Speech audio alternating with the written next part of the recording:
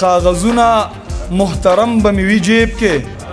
یو تصویر د خپل صنم به مې وي جیب کې، 2,500 روپۍ پاکستانی او پخوانی یو زوړ درهم به مې وي جیب کې، یو پاکټ په د سیګرټو را سره وي،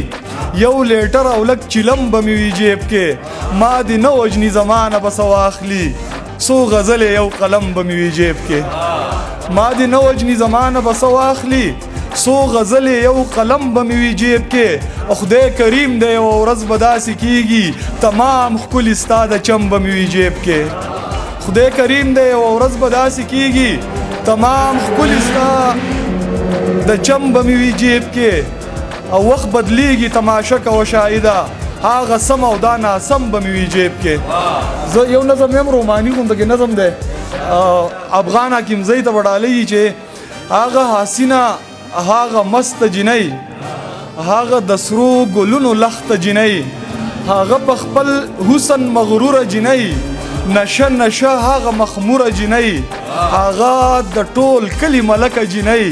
هغه د خپل ځانه ورکه جنۍ، هغه د لوی کورنۍ پیغله، هغه پاگله لیونۍ پیغله، د چا په یاد کې شوګیرې هم کوي، اکثر ورتې ورتې ټپې هم کوي،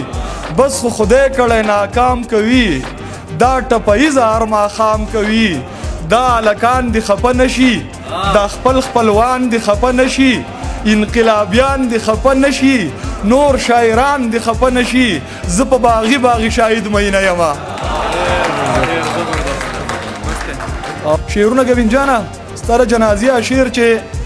چرته چې هم اورې د شملې سړی به مړ وي، چرته به وانه اورې چې د لنګ سړی یې مړ کو، او زما به جنازه نه وي ډولۍ به وي روانه، قاتل به مې خپېمانه وي چې څنګ سړی یې مړ کو. او ډېره زیاته مننه، بس په دلته ملګري ګڼ دي، یو نظم ویمه او په لنډو زما چې وایم د قام او د ولس سندرې، تر خپله حده تر خپل وس سندرې، هغه سندرې چې چا نه ویلې، هغه سندرې وې ما وویلې، خو دې سندرو په بدل کې ماته بلها دمکیانې دړکې راکړې، حالاتو هم ډېرې دوکې راکړې،